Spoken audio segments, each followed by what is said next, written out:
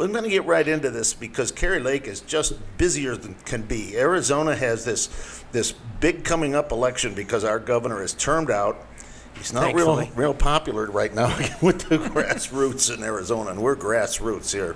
And she is running against several other people, mostly women, I might add. It's interesting, isn't it? A lot of women getting into politics. Well, Arizona has a history of women. I mean, we've probably had more women governors than any state that I know of. Right.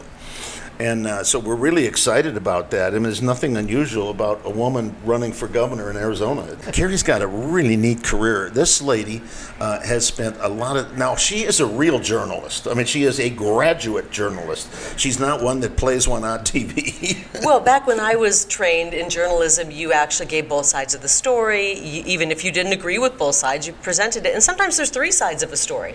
You put it all out there and you let the viewer make some decisions for themselves. Well, that's what's important, though, right? You as a newscaster, how much input do you have? Because we know, most of the time you're reading off the teleprompter, right?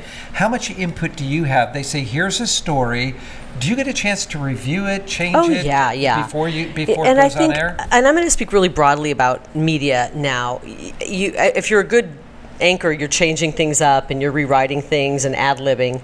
But I would think if you ask any conservative in news right now, it got to the point where it was hard to do that. Things were being pushed that maybe you didn't agree with, and your story ideas were not wanted if they were on the conservative side, as opposed to you kind of, once your stories are shot down a few times as a conservative in media, you pretty much go, okay, I see where this is going. They're not interested in There's that. no more objectivity left. I'll speak generally on the media.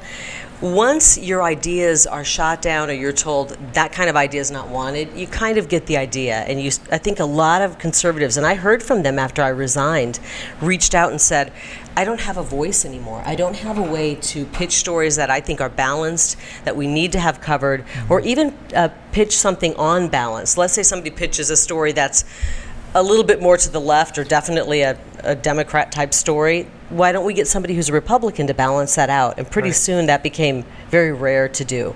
You just kind of shut up and go, all right, they don't want my story ideas anymore. You had your network moment. You had your Peter Finch moment. And it's interesting that we're now seeing some of these other journalists on other channels and local TV stations. April Moss, Ivory Hecker, they have done it live on the air. Now, I know that you didn't do that. You actually instead decided to do it. I didn't think of that. You instead did it on video. But was there ever a thought? Is this something that was just spur of the moment, or is this something that was kind of, brewing inside of you for a while that, I'm really getting tired of this? The whole point of news is to scare people in order to get to the next commercial break, scare them, get to the next commercial break, sell ads, and they're not interested in putting infotainment. Yeah. If it bleeds, it leads. But it was on steroids during COVID, and I started to feel that it was very not just unethical but immoral. And once a job feels immoral, I don't know about you, but I struggled doing that. And it was funny. Some of the viewers reached out to me and said, "Are you okay? I'm just sensing something.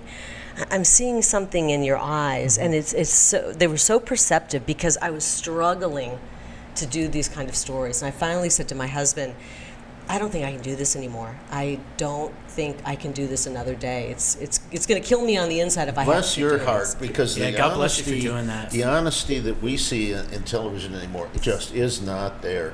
And I'm so glad these other women have stood up. And that's what I was just and we going to need say. more. We need more all women. women that have been standing up to men don't.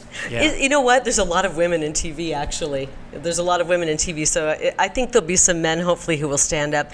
When I first left, I thought, people said, should other people resign? And I said, that's a personal thing.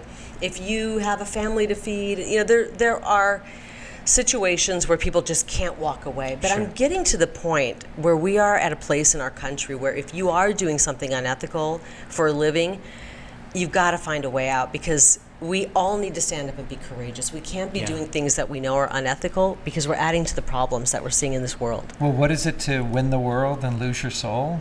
Right? Exactly. I mean, it's biblical. It is. And you have to remember, who provides for you. Yeah. Well, I did turn my life over to God throughout this. It was such a scary thing to do, and I know it sounds crazy. I just walked away from a job, but It's a scary thing to do when that's been your 30-year career. Sure. And I decided to do it, and I said, God, my life is in your hands, so please lead me. And every day I wake up and thank God for another day. I say, use me and guide me and take me where you want me to go today. And it's been pretty good so far. Jehovah Jireh. Yes.